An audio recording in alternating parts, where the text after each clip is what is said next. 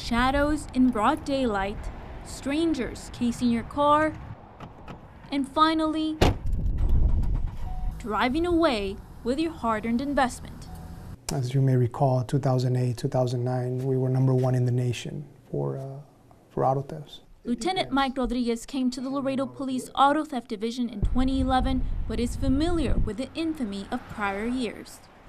Something that we weren't proud of. In 2009, there was 1,537 auto theft reports.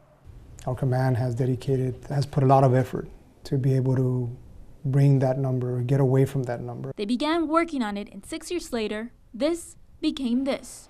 Only 311 reported in 2015. Today, with the division running on a $1.7 million budget and 13 people, they're still at it.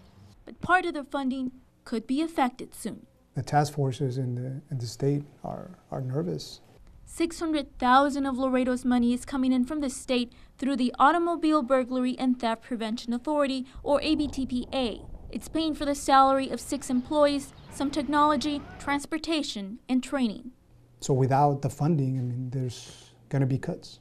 There's going to be cuts, and there's going to be people that are going to have to be removed from their positions as auto theft only investigators.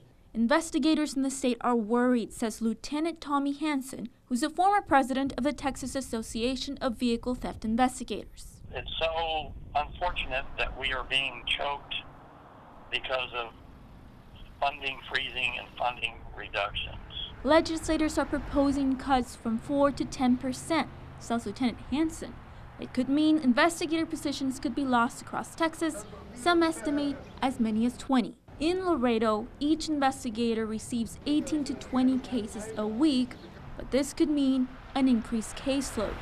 And sometimes those cases can stem into something else. Motor vehicle thefts are the nexus of all forms of major criminal activity. Stealing cars is considered a gateway crime, and in the gateway city, it's proven to be just that. It's become a transnational crime, where these vehicles are stolen and taken into Mexico for different criminal organizations to further their criminal enterprise. Despite a decrease in auto theft reports since 2009 in Laredo, police contend they can't work on a decreased budget. By us just saying we don't need funding anymore because we don't have the problem anymore is pretty much saying, opening the door again for these people to come and commit the crime because we're no longer paying attention to that crime. For KGNS, Valerie Gonzalez.